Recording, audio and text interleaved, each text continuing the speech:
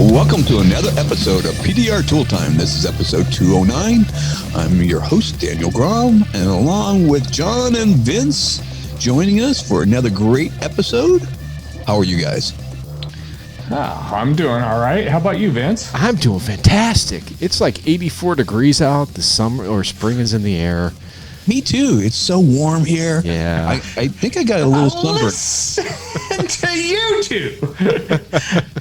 I'm curious why they're saying that. That's because there's 12 inches of snow on the ground behind me. Yeah, we could see it in your mirror, in your window there. We're just rubbing it in. Yeah. It was 50 degrees on Saturday.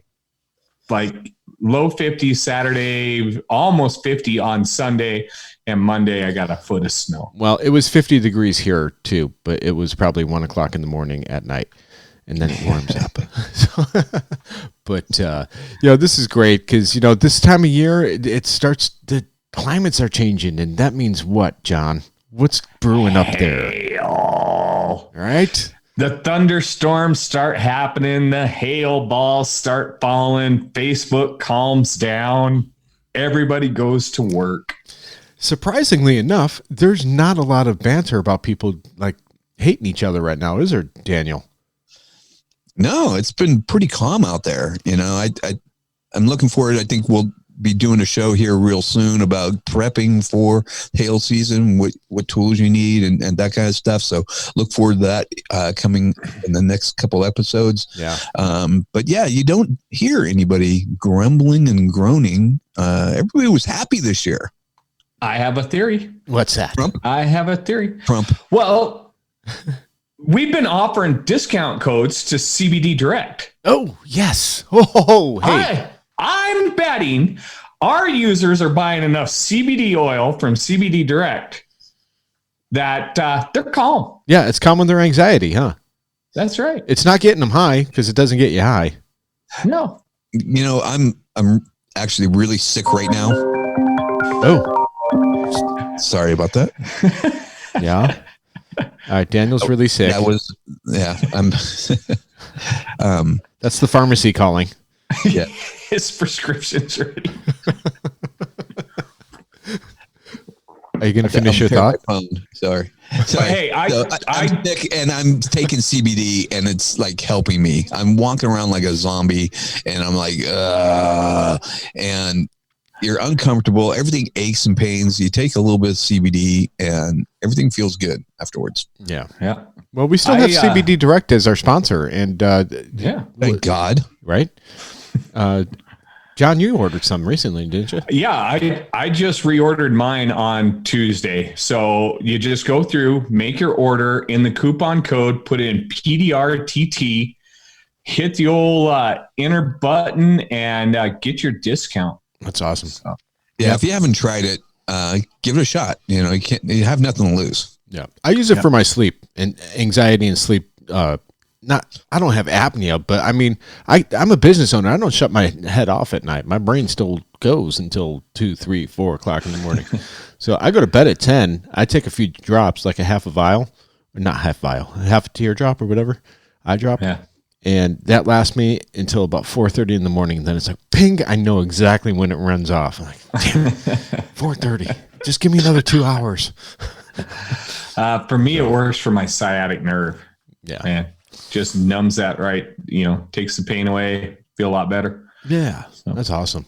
Well, cool. Well, we have a great show tonight. Daniel's coughing in the background, so he's muting himself so we don't hear it, which we thank him for now. Yes. I don't want to give it to you. I don't. Yeah. I have the Morgan virus. The Hepatocephalus. Well, no, everybody's got the coronavirus. I got the Morgan virus. I don't drink beer. Yeah, Captain. I drink rum, and you get it. All right, and Hudson's off tonight. Yeah, so. Hudson's off doing some family stuff, I guess, and changing the world one child at a time. So that's right. He's full. Yeah. But hey, I want to make a couple corrections on our show a little while back. We were talking about the Mobile Tech Expo in Las Vegas, and I got a chance to talk with Kevin Bird for a little while. So a couple of quick changes because we weren't sure of it. The Dent Olympics are not Dent Olympics in Vegas. They are the Dent Trials. There will be the tag team competition, but the entertainment where everybody dresses up, that is now going to become a separate category. It's not going to be figured in as part of your dent score, anything like that. So teams that do not dress up, just want to push the dents, you're not going to get penalized at all, but you just won't score in the entertainment category. You're not going to get penalized for showing a nutsack coming out of your short shorts. I think those boys should have gotten penalized for that. Yeah, it was a distraction for everybody. Right. It's like people were trying to buy, get a grip over there, and they're like, "Wait a minute, I'm trying to get a grip, and I don't want to get a grip on a pair of those." Therapy for it. Fortunately, I missed the whole thing. Yeah, I didn't see them. I saw them coming out. I gave them a high five, and then after hearing about the nutsack, now I'm like, "Where was that hand that I just high Dave fived?" Stream go running over there with some knockers. No, what? No, what's some cream, some ointment. What's his stuff? Tessa tape? Huh? Tessa tape to tape them up? No, sweaty balls. Sweaty balls. Oh yes, fresh balls. Fresh balls. Couldn't think of it. Yeah, he should have been over there. Here, let me show you how fresh ball works. Yes. So yeah, I just wanted to make sure and get those out before I forgot about them. I had them on a Post-it note there stuck on my computer since I talked with Kevin. That's awesome. Well, the other thing too, I know I've been talking to Daniel a little bit, and I don't know if you were talking to him, John, but Daniel was talking about training some body shops in your local area for GPDR, glue PDR. What do you got going on with that, Daniel? Why don't you tell us? So I have a big body shop. They have 15 stores, and they came to me and they, wanted to know more about the training. And I'm like, why not? Why not, get paid to train these guys and show them how to do some glue pulling? Because the aluminum pulling machines that are out there aren't working for these guys. Yeah. Yeah. One shop bought this big, elaborate, beautiful looking machine. And, the guy comes out and shows them how it works on these test panels. But when it goes to an actual car, it doesn't work. No. And how much did that machine cost? I didn't ask him. Okay. But it's expensive. Between $15,000 and $45,000 depending upon the system. So check this out. So they're an aluminum certified repair facility, right? So they're probably getting top dollar, right, Daniel? Yeah. Yeah. And you walk in there and all their aluminum repair equipment is like shoved in the corner, never to be used, right? But they're certified. Yeah. Yep. And then we come along and we're like heroes showing them, hey, you could do this with glue pulling. Yeah. So, this. One more time. You were breaking up. I ripped a cable out. Okay. Sorry. I'm a huge fan of this entire concept of training the body shops on glue pull. Yeah. Why not? Yep. Because there's two major things that come out of it. One, an overall better repair of the car. And number two, body guys figure out that this isn't simple. Oh, right. Yeah. Yeah. And honestly, I'm a little worried about it, going about training them, and hopefully everything's working the way I want it. And basically I'm putting I called up Anson. They're helping me out, put a hybrid kit together. I love Kiko, and there's a lot of Kiko stuff that I'm going to be supplying, but it's not the end all of beat all to everything, in my opinion. Right. So adding what I think are the best tools for the job, and I'll make some money off of it. So, ooh, great wins. Shocking. Daniel's going to make some money off of selling tools. Yep. No.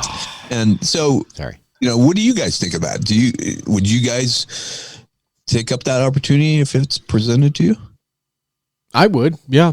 I've actually tried to present it to people. I was at a body shop about a month ago, and it's a pretty high-end custom shop. They do a lot of custom hot rods, but that's not their bread and butter. The bread and butter is the production stuff. And he brought up Kiko, and I guess he was at SEMA and saw oh yeah, they're repairing aluminum panels with, glue and this. I'm like, dude, I've been doing that for years, and I've been doing it right in front of you. And I offered to train him as well. Or actually, I tried to hook him up with Kiko because I really don't have any more time to put anything else on my plate right now. Right. And I tried to put him in touch with Kiko, and he started backing up. He's like, whoa, because it's new to them. You know what I mean? Uh-huh. It's new. It's scary. It's like, oh my God, we're fixing dents with glue and not Bondo and, welding studs. So. Yep. So I found this magazine at one of the body shops, this Body Shop Business, and open it up, and there's a big old article on Kiko inside. Oh, good. About it. So body shops are really taking notice, and they're embracing it for the most part, the ones that are kind of more advanced and looking to the future. Yeah. And the kits aren't that expensive from what I understand. And I don't want to throw out numbers there, but I think, body shops are used to spending tens of thousands of dollars for kits. And I know the Kiko kits are not tens of thousands of dollars. What Anson Neither has, Cam Auto. Cam Auto's not. Anson, we're working on stuff, but we're a ways out. To be honest with you, we just don't have the manpower like Kiko and the other ones. But these kits are not expensive for a body shop to spend a couple grand. Now, do you think you should provide a light with them and show them how the light works, or do you think a light is even necessary?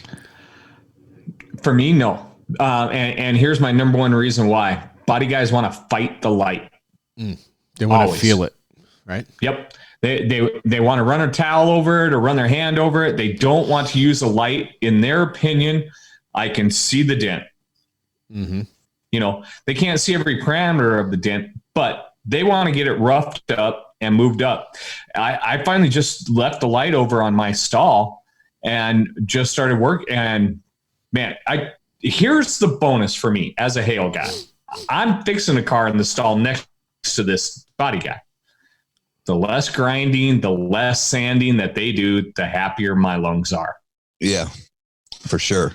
So there's a major benefit for me for showing those guys how to do that. But as far as the light goes, now every single body guy has tried to fight me on the light. Well, and I know it's my understanding because I've talked to Gene, or I've seen Gene do some demos and stuff like that at body shops. He does try and get them to read the light, and I think Hudson has as well, working with some of the body guys that he's gone out and done a couple shows. I think the difference in that is those body shops are calling those guys in. Oh, right. Yeah. Okay. And they're wanting the whole training. I'm just trying to change somebody to make my life better and make theirs better. Yeah. This particular body shop, they also threw in that they wanted to show how to, after glue pulling that, or they can switch to a dent tool to rough it out, push the paint. Yeah. I'm not that excited about teaching them that, to be honest with you. Why? Yeah, I would agree there. Why? It's a lot more work, number one, to get them to learn that process. And you know what body guys are like, they're not that patient. Right. Yeah, a hammer and dolly doesn't really work on aluminum, does it now? No. It does, but you're risking a lot more. Yeah. The other problem that I have with having them pushed it up into that push for paint is suddenly all the door dents that you're doing are now push for paints. Oh, right. Yeah. Yeah. But you know what? You're not supposed to be using a dolly on aluminum anyways, a hammer dolly, because you're cross-contaminating the aluminum by doing so. Yeah. Yeah, you have to have special, that's where those aluminum kits come in. And what body shop is actually abiding by the rules? Yeah, very few. I've only known one. It's a Tesla certified dealer. Right. But you could also pitch them at that, like that, though, Daniel. You could be like, well, you know what? We can't teach you push to paint because you're using metal tools. Let's just stick to glue pulling, where you're not incorporating metal into an aluminum scenario where you're going to cause corrosion. Yeah. But it's not always aluminum, though. No. I mean, they No, but also your high strength steel that are used in some of the advanced metals. where they can't be welding on those tabs. You know, the stud welders or the weld on plates and doing those poles. They ultimately, the whole industry is going to change that way for collision. Yeah. You know, Kiko is smart getting in on the ground floor. Same with Cam Auto. Yep. It's interesting. It's good stuff, and it's just it's just adding more legitimacy to our industry, and that's what I love. Yep. You know, there's a lot of good things that are around now that weren't around 10, 15, 20 years ago. I think it's just a beautiful thing. I'm happy to be a part of it. I'm happy to be a part of it going into it from a tool perspective now, because I could watch all it happen and not have to, you know, I'm that old curmudgeon. Well, back when I was a kid, we used steel rods to fix dents. Yeah. Right. Yeah. No, it's man, cool. look at the stuff these guys can do with the adhesives, man. And look at the adhesives that are out there. Cold glue. You guys saw what I did on that Tesla, right? Yeah. That whole quarter panel was fixed with cold glue and balloon blend Daniel Ground whale tails by shoving them down in there and getting a soft push.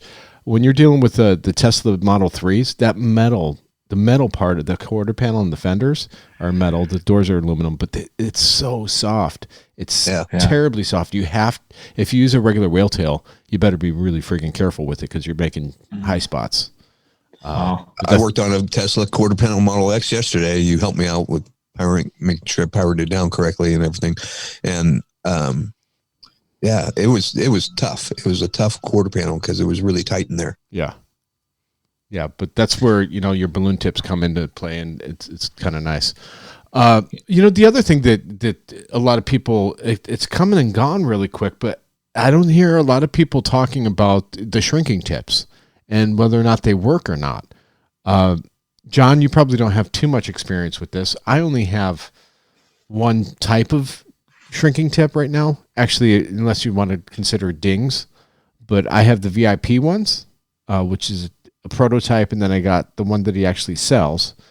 Glexo has one out there. I've not received that as of yet. I might be getting one here soon, just because I do want them to work. You know what I mean? Yeah, right. It's not like I don't want them to work, but Daniel, what's your thoughts on this? Well, Mike Toledo put out a video, and he's saying it works. I'm not having that experience. I'm not seeing it actually shrink. Now, there's some conversation we need to have about shrinking and displacing metal. Right. You know, are they really technically supposed to shrink metal? I don't know. Or are they displacing the metal? Yeah. Yeah. I think it's going to definitely depend on the panel, how much stiffness there is in the panel. Because if you're in a big open area and you've got a lot of movement in the panel, there's no way that's going to shrink. I don't think. I think that panel's got to be pretty tight to actually get the metal to shrink at all. I'm just going to have to order one, and I got some metal panels. I might just start whacking some dents and give it a go and see what happens.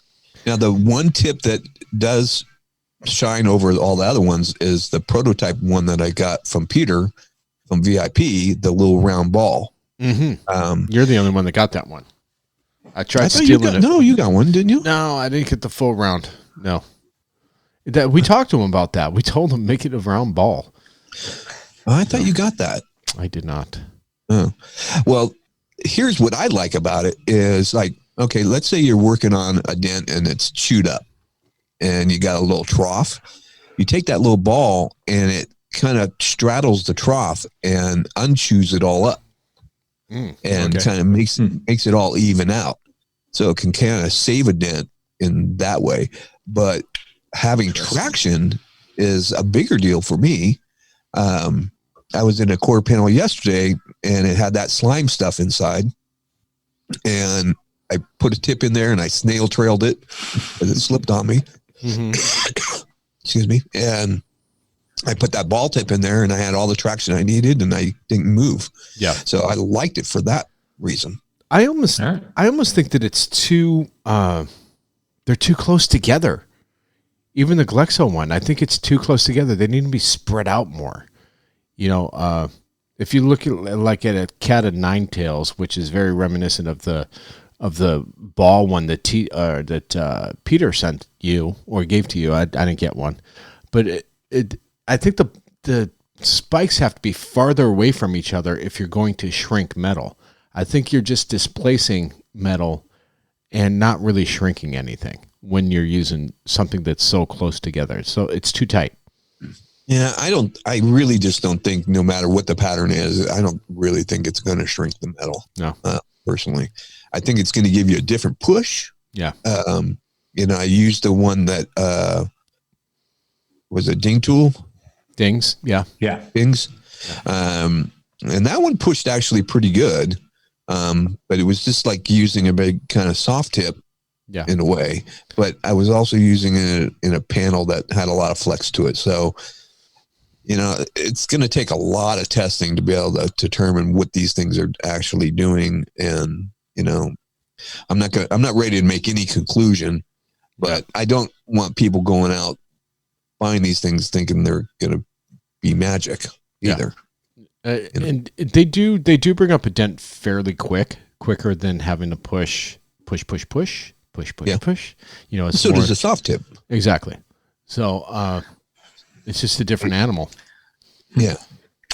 But I like that we're pushing that envelope, that we're trying these new things and we're trying stuff. And that's what's great about our industry. It'll lead to something, John.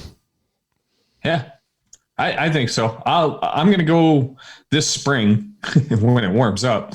I'll go find me a hood. I'll stop at Ding's Tool and pick up one of his tips and order me a couple of the others. And I'll just set it up in the old garage and just go to town making some stretched dents, something that I can prove is stretched and repeatable. Yeah. And then, I can move it my normal way, shrink it using the power PDR, prove that the dent can be shrunk and tightened back up, and then try it with these different tips and see if the results are the same. Yeah. It's definitely not going to replace my power PDR box. I'll tell you that right now.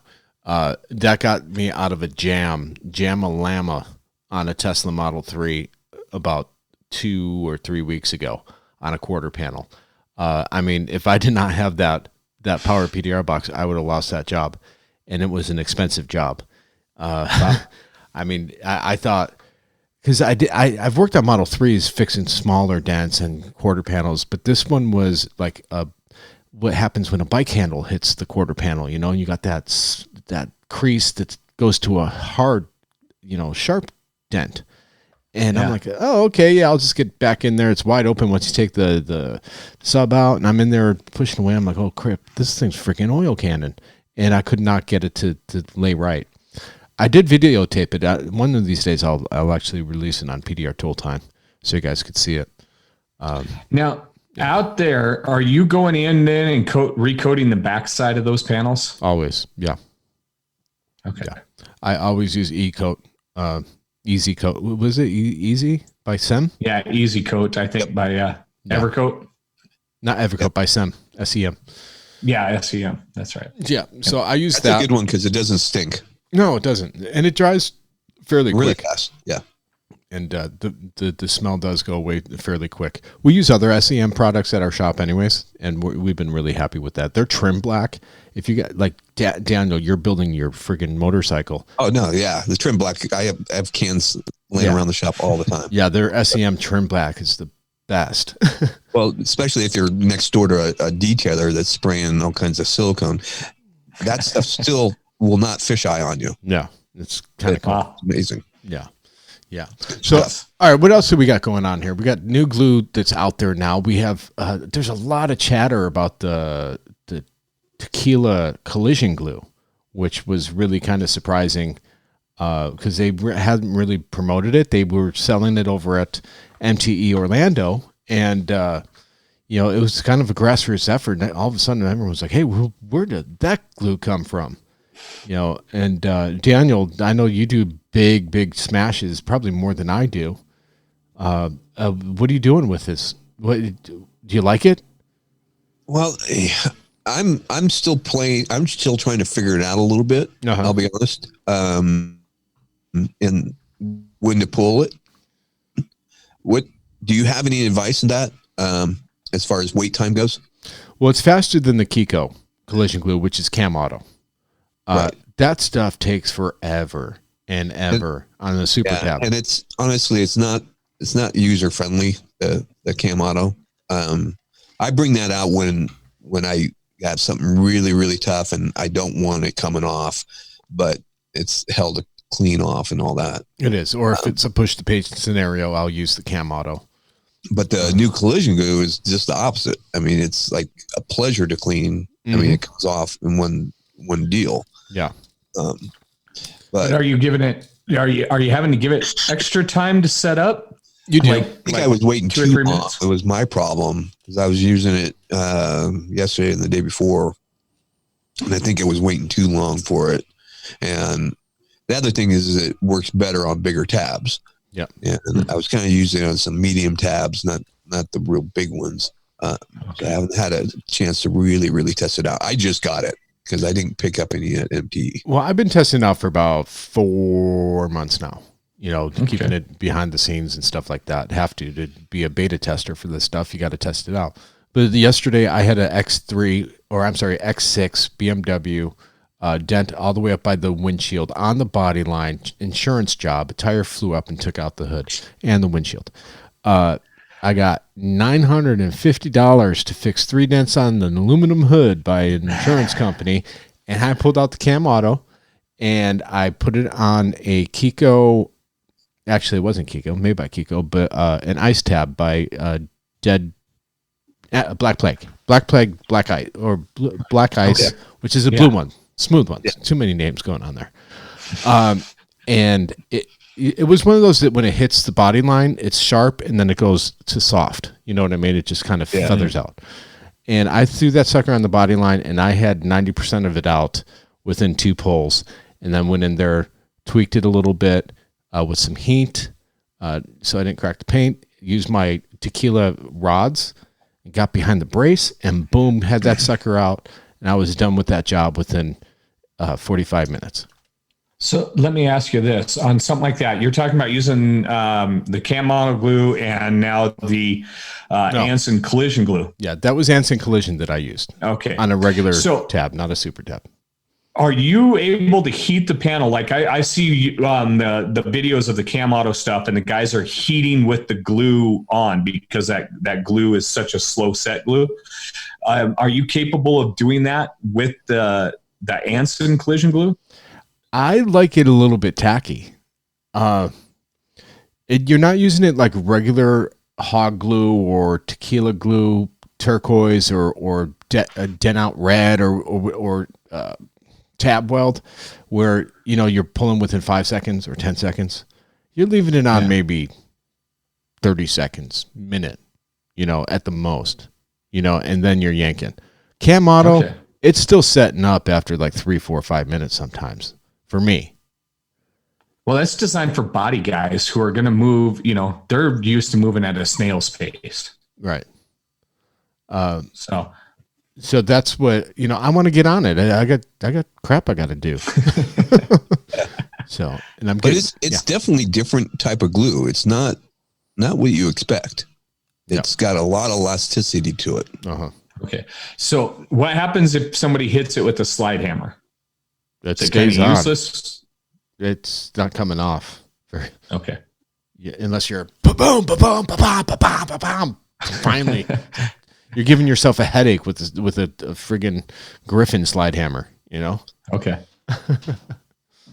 So it does not come out easy. I definitely like the Griffin slide hammer. What's that? I like that Griffin slide hammer. It is awesome. Yeah, I haven't played with any of the collision glues. I'll just throw that out there. So that's why I was asking so many questions. I hope those questions kind of help the rest of you guys out there, but they are a slower setting glue. Yeah, I was talking to Ryan Shutt, and he was using the cold, the tequila hot cold glue. Does that make sense? Yeah. the tequila hot glue designed for cooler temperatures. Yes, thank you. And he was loving it. He's it's snowing where he's at too, and it's 40 degrees or less, and it was working really good for him where the other glues weren't. So. Yeah, I honestly the technology and the glues that's just phenomenal, and I think we're just starting to see the door really open on that technology, because every year somebody comes out with a glue that's a little bit better than what came out last year, and it makes the old just seem worthless. The funny thing is, there's a big science behind the glue, and people think, oh, it's all the same glue, just different colors and different packaging. It's not. You sit down with Craig Dyer, and he will bore the hell out of you talking about glue. You'll be like 15, 20 minutes in, and say, oh my God, it's enough already. And he'll go on for like 4 or 5 hours talking about glue. I know this. Car ride? On my car ride, I had 9 hours up to Missouri and another 9 back. Like, holy crap. So you're kind of an expert on hot glue at this stage. I'm getting better because I did fall asleep through maybe 3/4 of it. I retain a little bit more each time. It's subconsciously there, right? It is, yes. He's like lulling me to sleep with glue science. Yeah. But there's release time, there's temperature, there's humidity, there's probably 10 more that I can't remember that he told me. And each one has a different formula based on what you want it to do. The other thing that, there were some really interesting things about glue, and he does not take it lightly. I mean, that's his passion. We might be passionate about tools, but he is passionate about glue and glue tabs. Well, if you guys have not been into the Anson glue room before, I mean, that is like the world of glue. Every glue in there that does a different purpose, it's all there. And if you're going to sell at that level, you better understand those differences. Or the tab warehouse, man. We got to go in the tab barn, and he has tabs going back from the beginning. Yeah. And I was rifling through all the old stuff, like, what's in here, what can I find? And I found some old Atlas stuff. I'm like, I haven't seen that. I'm taking that. Yeah. There was some, I've seen some of the ones that had to be stored in water, or they didn't work. Some of them that pulled like freight trains, but it guaranteed to break on every single pull. Some of the glass filled ones. Yep. Yeah, there's some awesome science and testing that Craig has done. Just phenomenal. Yeah. Yeah. All right. So I had this wild hair. We had this guy on a few months ago, Mr. Anthony Carroll from Smart PDR Tools in Australia, and he was a trip to talk to. He's a lot of fun. So we figured it's been probably about 2 or 3 months since we talked to him, maybe longer. And there's a lot of things that have gone on in Australia since then. There's been fires. And, the place was burning down. Yeah, just terrible that, and the hailstorms and all that sort of stuff. So we're going into our spring, and they're going into fall right now, right? Yeah. Yep. So I figured we'd give him a call and I'd like to check in with him from time to time, and I think it's a good idea because we do have a lot of faithful listeners from Australia that listen to us on a weekly basis. So it's only fair to you guys that we incorporate Mr. Anthony Carroll, which is like the king of tools out there, is my understanding, right? And he's about 18 hours ahead of us. Yes. At least where I'm at. Yeah. So, yeah. And Anthony's an awesome guy. I talked with him at MTE every year. Yeah. So, hey, Anthony, how are you, buddy? Yeah, I'm good. How are you? Sorry, I've just walked in. Oh, no worries. No worries at all. I'm here with Daniel Grom and John Renstrom. We're just talking about how great you are. Hello. Hey, Anthony. You're live on PDR Tool Time. Welcome. Beautiful. Welcome. What day is it over there? Thursday. Yep. So how's things been since MTE, and how's things down there right now? Mate, it's relative. It's very busy actually. Must be doing something right. The phone doesn't stop. Orders keep coming in. So yeah, look, things are very busy. As you're aware, we had some decent storms. A few, actually, it was the week, I believe, the week prior to going to MTE. Melbourne got hit on the Sunday, and then the following Tuesday, parts of Sydney and Canberra, our capital city, got hit. So it's very busy. Yeah. Well, how's the fires? Are the fires out at least? Yeah, look, it's interesting. When I got your message before, there's still 15 bushfires going. Yeah. They're all under control. Good. It was interesting. You've got to be careful where you get your data from. But according to Wikipedia, whose sources were the various news outlets around the country, yeah, 18.6 million hectares or 46 million acres. Wow. Or 72,000 square miles is destroyed. That is amazing. And this is like in a populated areas too, right? Where there's like communities and homes and all that too, right? Yeah. Look, obviously you've got your capital cities. It's a bit like when I was over at MT talking to a few people, it was like what we see in California, where it's not LA that's burning. It's out in the state forest and places like that. Yeah. So there were some populated, I should say, regional towns that were quite big that were severely impacted. So it's generally, as I said, similar to Californian fires. It's in the wild, and but it's interesting. I was just reading that apparently, like NASA, there you go, NASA. As of the 2nd of January, estimated that 306 million tonnes of CO2 was emitted. Wow. Huh. And the smoke stretched or moved approximately 6,800 miles across the South Pacific Ocean to Chile and Argentina. Holy cow. Wow. So there you go. But look, they're all under control now, and that's good.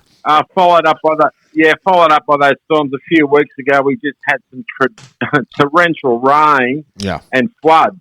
Well, I think you're just like California because we have our 4 seasons. We have fires, we have mudslides, we have earthquakes, and drought, and that's about it. Those are the 4 seasons.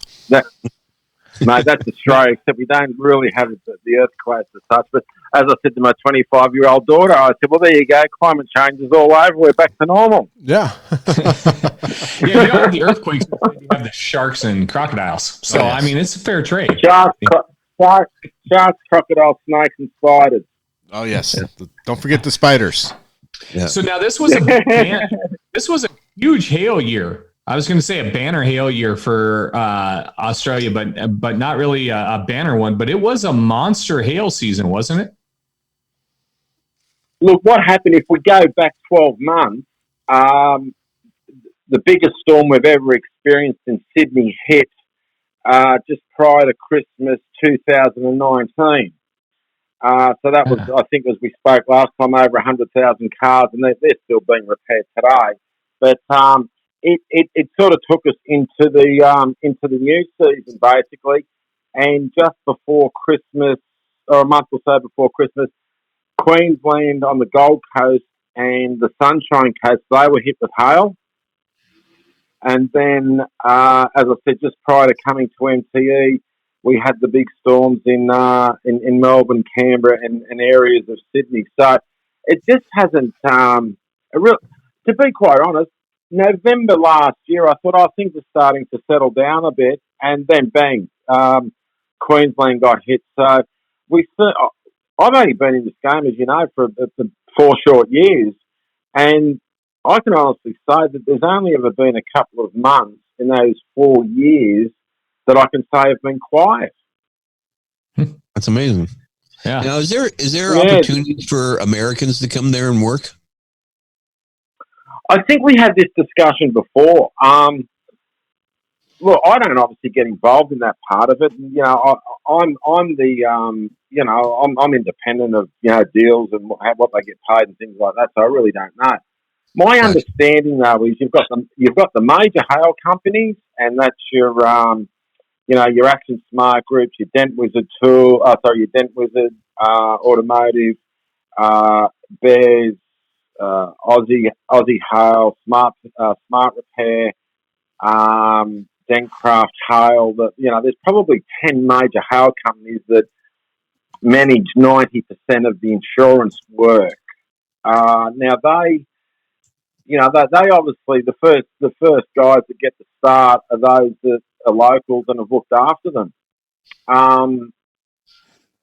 What I do know is last year that there was a number of people from around the world that just rocked up with their tools and started knocking on panel shop doors. Because the panel shops still do the hail work, even though they may not be the preferred supplier. So I don't know. There's this whole debate going on that foreigners are taking the jobs of Australians, and maybe that's the case. I don't know, but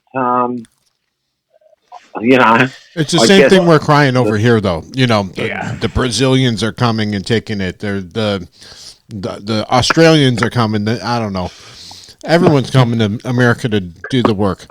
But I think it's a global thing, and of course, if there's that many cars damaged, they have to bring people in. It's just the economics of it. Exactly. Well, it's all about networking, isn't it? It's very much a case of not what you know, who you know. But I think when we had our last phone call, there was a day last year in the shop. I think I was telling you guys about where I had 8 people in the shop, and not one of them spoke a word of English. Yeah. And all the communications were via Google Translator. Now, they were Germans, Italians, Slovenians, the Chinese guys. I've never really come across too many Chinese PDR techs, Koreans, and some Brazilians. That was who was in my shop that particular day. So I don't know. It's a difficult one. I obviously, I've got to remain independent of all of that because I'm there for everyone, regardless of where they're from. Oh yeah, and it's funny because if I hang out with Chris Howe quite a bit with Anson PDR tool van when I go out and do the IMI training, he's usually accompanying me, and that man knows more PDR technicians than anyone else in the world. And on top of it, he knows where every single honey hole in this country is, where the best PDR possibilities are. And he does not talk a word about anything to anyone. Lips are sealed. No, and I'm in the same boat as Chris. I would have the greatest database of PDR techs in Australia, and but that's not up to me. I'm not in the job of brokering deals. I'm here to sell tools and provide that service for them. So that's not my business, and that's where the hail companies and the brokers, that's their business. Now that I've said that, I'll probably start getting phone calls asking for the database. So, Anthony, let me ask you this. We've been kind of talking about getting panel beaters here in the U.S. using glue pole instead of stud welding and that sort of stuff. Are you starting to sell to panel beaters with glue pulling instead of that, instead of welding? Yeah. Yes, it's gathering momentum. Hand over fist. It takes a while because a lot of these people are trained in the old methods. I've got one fellow actually. He's a 70-year-old man that owns a very successful panel shop up in Toowoomba, which is up in Queensland, and he is just such an advocate of the Kiko stuff. He is buying it, Kiko and Glexo. He's buying it off me all the time, and he's just, for his age, he blows me away. He's foresight to say, no, this is what we're doing. He's getting all the guys in the panel shop to start using this. So yes, it is gathering momentum big time. That's awesome. I love hearing it. That to me is great.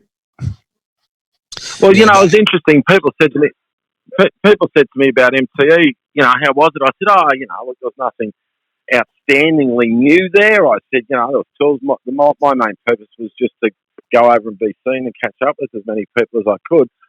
What I came away from MTE with was glue pulling, and it's the future. And not only in the large panel shops, but I think we might see more and more glue pulling happening in the hull environment over time.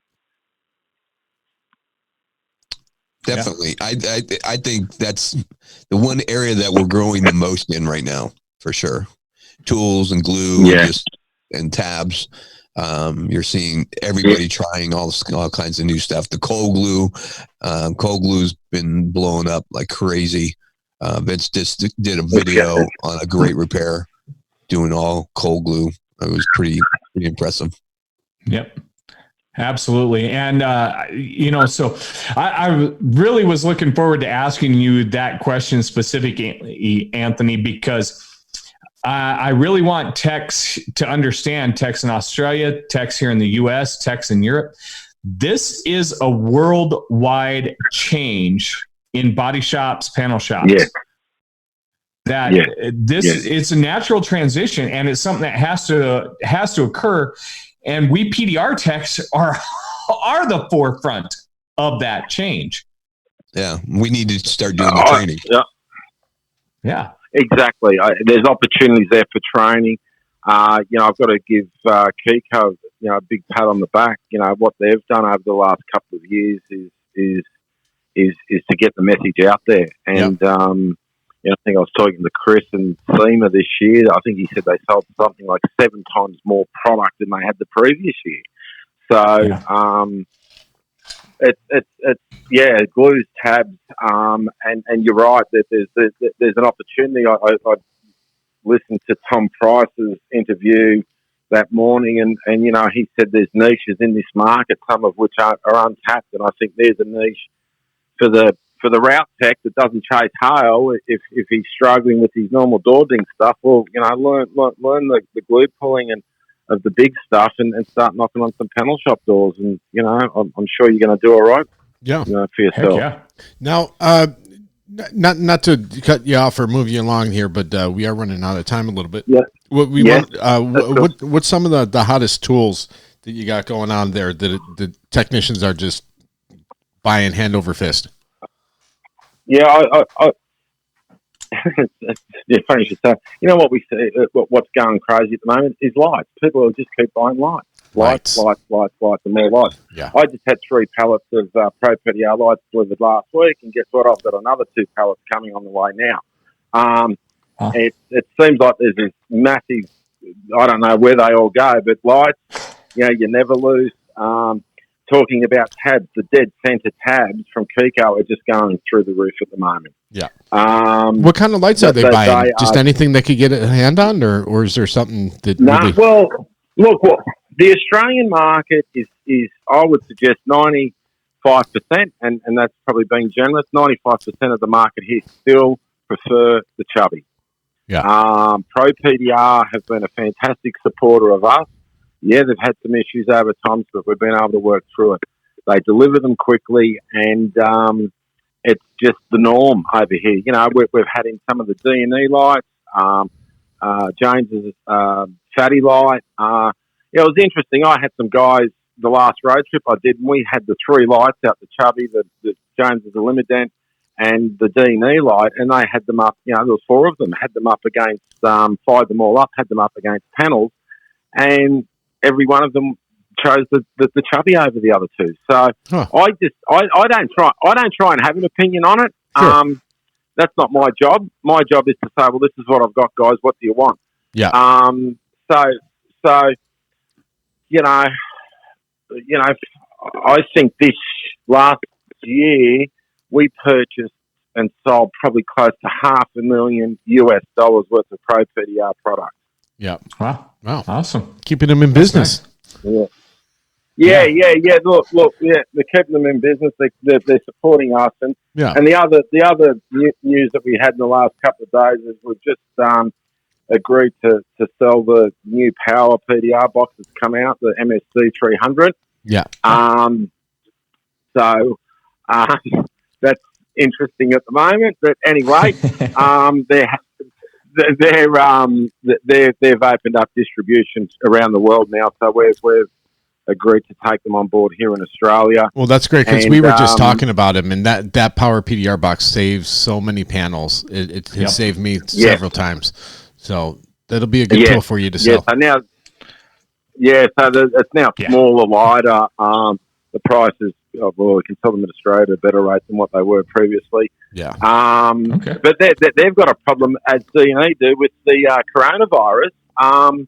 The machines are ready to go. They can't get the LED screens out of China. Oh, how funny. Yeah. Yeah. I was reading that about other stuff too. D&E, I don't think I'll see a D&E light now until April, May. Wow. A whole month or two, huh? Jeez. That's crazy. That's just all the electrical stuff coming out of China. So, it's interesting how something like that affects industries right across the world. Well, that's kind of funny that you say that, because now that would probably affect, because our hail season is about to start here. Come March, correct? People are going to be knocking at the door. Either the American market better have some American-made products ready to go, in regards to the lights, or there might be a lot of people trying to find lights out there. Yep. Well, look, potentially, I think it's better today than what it was a week ago.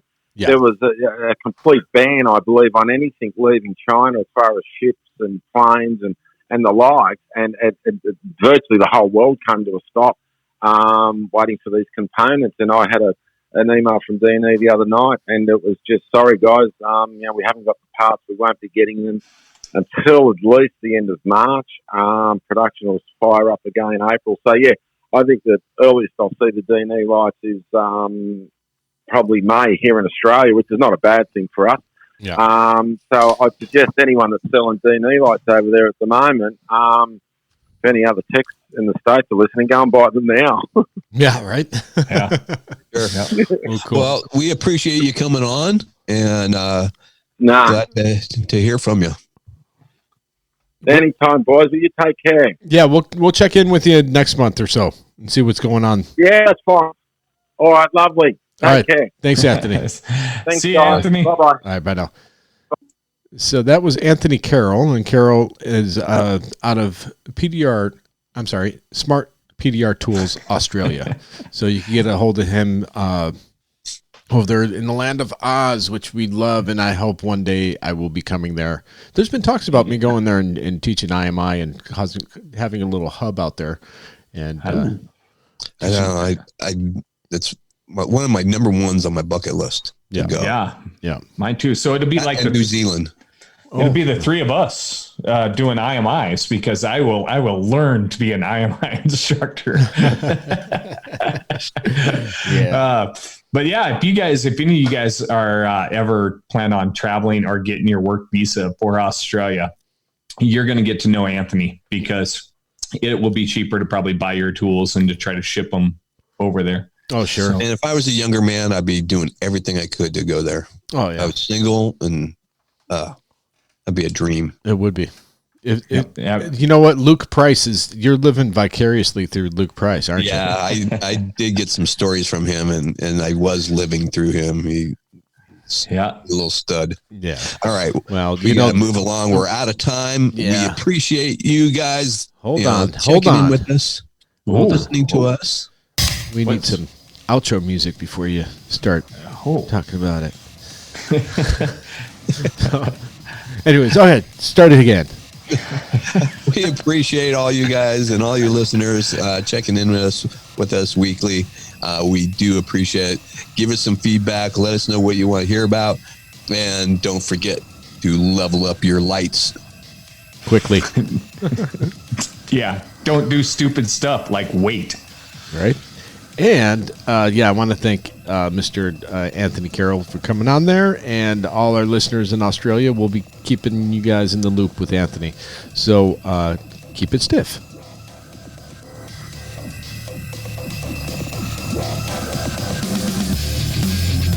Visit AnsonPDR.com for the largest selection for just about all your PDR tools, where you'll find hog glue and hog tabs. Mobile Tech RX, the app that helps you make more money. Don't forget to grab your Magnatech mat, available at most PDR tool distributors. Thanks for listening.